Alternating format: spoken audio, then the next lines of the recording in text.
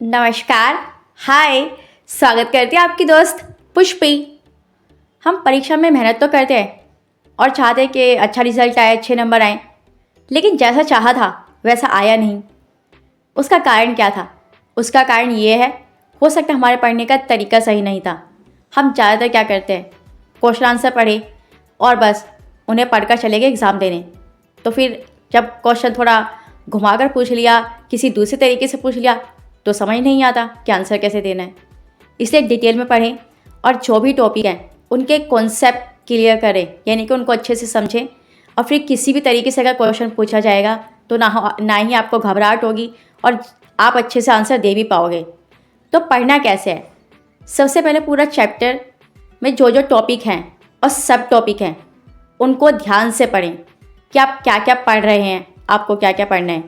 और हो सके तो उन्हें एक रजिस्टर में लिख लें और जैसे जैसे आप टॉपिक कवर करते जाएं उस पर क्रॉस लगाते जाएं। तो पढ़ना शुरू करते हैं। आप क्या करते हैं, पहली दूसरी लाइन पढ़ी, उसे 5-6 बार दोहरा लिया, फिर दूसरी पढ़ी फुल स्टॉप तक, फिर उसे 5-6 बार दोहरा लिया।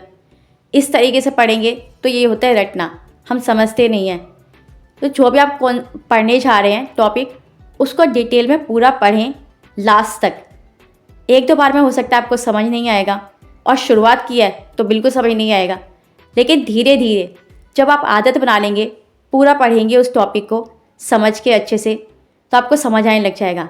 और अपने हाथ में या तो पेन या पेंसिल ले, आपको जो भी लाइन इंपॉर्टेंट लगती है उसको अंडरलाइन ज़रूर करें।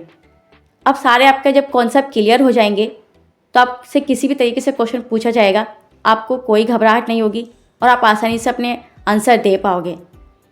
और हम पढ़ते इसलिए नहीं हैं कि सिर्फ एग्ज़ाम पास करना है, पढ़ते इसलिए कि हमारी लर्निंग क्या हो रही है, हम सीख क्या रहे हैं।